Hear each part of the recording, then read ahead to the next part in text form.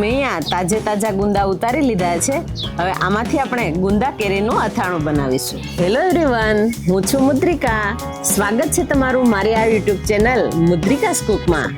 આજે હું તમારી સાથે શેર કરીશ ગુંદા કેરીના અથાણાની રેસીપી। આ રેસીપીને એન્ડ સુધી જોજો, તમને ખૂબ જ ગમશે। તો ચાલો રેસીપી શરૂ કરીએ। તો તેના માટે મેં આ 500 ગ્રામ ગુંદાને તોડી લીધા છે। ગુંદાને ધોઈ અને કોરા કરી લેવાના છે।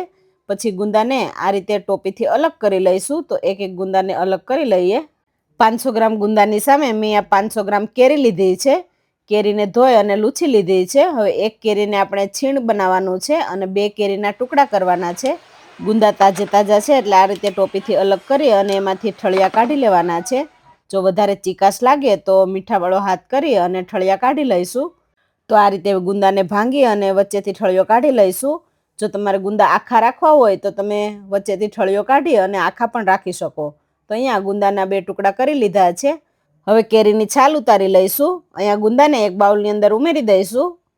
તો 2 કેરીના આ રીતે મીડિયમ સાઇઝના ટુકડા કરી લઈશું। અહીંયા ટુકડા થઈ ગયા છે, એને ગુંદાની સાથે ઉમેરી દઈશું। ગુંદા ચીકાશવાળા હોય એટલે કેરી ઉમેરવાથી એની ચીકાશ છે એ દૂર થશે। હવે એક કેરીને આ રીતે છીણી લઈશું। હવે ગુંદા અને કેરીના ટુકડાની અંદર 3 ચમચી આખું મીઠું ઉમેરીશું। અડધી ચમચી મીઠું છીણની અંદર ઉમેરવાનું છે। અહીંયા મીઠાનું પ્રમાણ થોડું વધારે રાખીશું, કેમ કે અથાણાની અંદર થોડું ચડિયાતું મીઠું હોય છે। હવે 2 ચમચી હળદર ગુંદા અને કેરીમાં ઉમેરીશું અને અડધી ચમચીથી ઓછી હળદર છીણની અંદર ઉમેરીશું। હવે હળદર અને મીઠાને મિક્સ કરી લઈશું। અહીંયા તમારી પાસે આખું મીઠું ન હોય તો તમે રેગ્યુલર જે મીઠું વાપરતા હોય એ ઉમેરી શકો। હવે આ રીતે ગુંદા અને કેરીને ઉપર નીચે કરી લઈશું।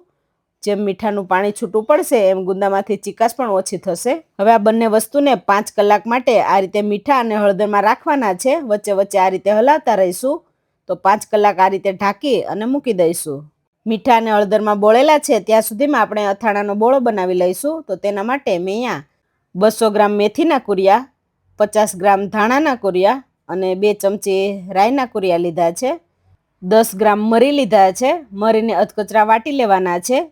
2 ટુકડા તજના લીધા છે, એને પણ મરી સાથે અધકચરા વાટી લઈશું।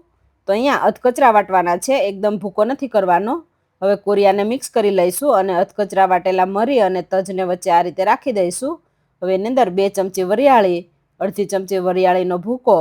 અહીંયા વરિયાળીનો પાવડર ન ઉમેરવો હોય અને વરિયાળીને તમારે અધકચરી કરવી હોય તો તમે કરી શકો। હવે 1 ચમચી હિંગ, 1 ચમચી હળદર, 2 ચમચી મીઠું અથવા તો સ્વાદ અનુસાર મીઠું। હવે આ રીતે મીઠું અને હળદર અલગ અલગ ફેલાવી દઈશું। હવે મેં આ 300 ગ્રામ શીંગતેલ ગરમ મૂકી દીધું છે। શીંગતેલમાંથી ધોવાડા નીકળે ત્યાં સુધી ગરમ કરવાનું છે। ગરમ થાય એટલે 5 નંગ લવિંગ અને 2 તજના ટુકડા લીધા છે।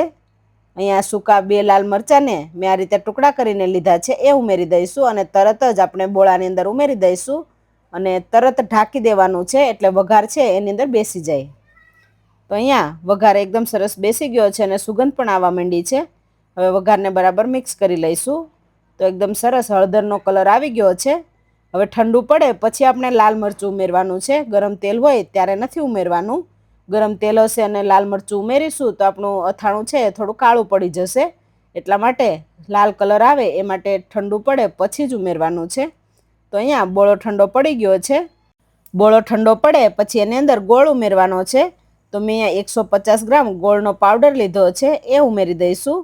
સાથે લાલ મરચું પણ ઉમેરી દેવાનું છે। તો મેં અહીંયા 3 ચમચી જેટલું લાલ મરચું લીધું છે એ ઉમેરી દઈશું। ગોળના પાવડરની જગ્યાએ તમારે ગોળ ખમણીને લેવો હોય તો તમે લઈ શકો। આસાનીથી મિક્સ થાય એ રીતનો ગોળ લેવાનો છે। બધું મિક્સ થઈ ગયું છે અને મીઠું થોડું ઓછું લાગે છે એટલે ફરી પાછું 1 ચમચી મીઠું ઉમેરી દઈશું અને મિક્સ કરી લઈશું। તો અહીંયા આપણો ગુંદા કેરીનો મસાલો બનીને તૈયાર થઈ ગયો છે। તો હવે તૈયાર થયેલા બોળાની અંદર આપણે સૂકવેલા ગુંદા અને કેરી ઉમેરવાના છે। તો અહીંયા ગુંદા અને કેરીને 5 કલાક જેવું થઈ ગયું છે। હવે આપણે સૂકવી દઈશું। તો ગુંદામાંથી એકદમ સરસ ચીકાશ વહી ગઈ છે અને પીળા પણ થઈ ગયા છે આ રીતે હળદર મીઠાવાળા। તો હવે આપણે સૂકવી દઈશું। તો ફરી એકવાર આ રીતે મિક્સ કરી અને હવે સૂકવી દઈશું। તો અહીંયા કોટનનું કપડું હોય એમાં સૂકવી દેવાના છે ને આપણે તડકે નથી સૂકવવાના, પંખા નીચે સૂકવી દઈશું। હવે આમાંથી ખાટું પાણી નીકળ્યું છે એ તમે બીજા કોઈ અથાણામાં ઉપયોગ કરી શકો।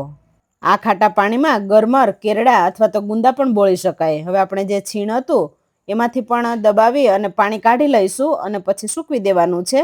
તો આ ત્રણેય વસ્તુને આપણે 5 કલાક માટે સૂકવી દઈશું. તો 5 કલાક જેવું થઈ ગયું છે અને ગુંદા, કેરી અને છીણ બધી વસ્તુ સુકાઈ ગઈ છે. આ રીતની એકદમ સરસ કોરી થઈ ગઈ છે. આપણે પંખા નીચે સૂકવવાની છે, તડકામાં નથી સૂકવવાની, નહીં તો વધારે સુકાઈ જશે. આ બધી વસ્તુને સાંજે સૂકવી અને સવારે તમારે બોળાની અંદર મિક્સ કરવી હોય તો તમે એ રીતે પણ સૂકવી શકો.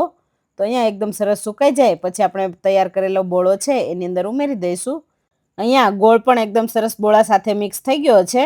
હવે આપણે જે સૂકવેલા ગુંદા, કેરી અને જે છીણ છે એને આની અંદર ઉમેરી દઈશું. જો તમે અહીંયા આખા ગુંદા રાખેલા હોય તો મસાલા સાથે છીણ ઉમેરી અને મિક્સ કરી અને ગુંદાની અંદર ભરી શકો. તો અહીંયા અમે ફાડા કરેલા છે એટલે બધી વસ્તુ અંદર ઉમેરી અને મિક્સ કરી લઈશું. તો અહીંયા ગુંદા, કેરી અને છીણ બધું બરાબર મિક્સ થઈ ગયું છે. તો ગુંદા કેરીનું અથાણું બનીને તૈયાર થઈ ગયું છે. હવે કાચની એરટાઈટ બરણીની અંદર ભરી લઈશું અને 2 થી 3 દિવસમાં આ અથાણું ખાવા લાયક થઈ જશે. તો આ રીતે થોડું થોડું પ્રેસ કરી અને અથાણું ભરી લઈશું એટલે જે તેલ છે એ ઉપર આવી જાય. અને તેલ ઉપર આવી જાય એ રીતે આપણે ભરવાનું છે. અને તેલની જરૂર પડે તો ગરમ કરી અને ઠારીને તમે આની અંદર ઉમેરી શકો.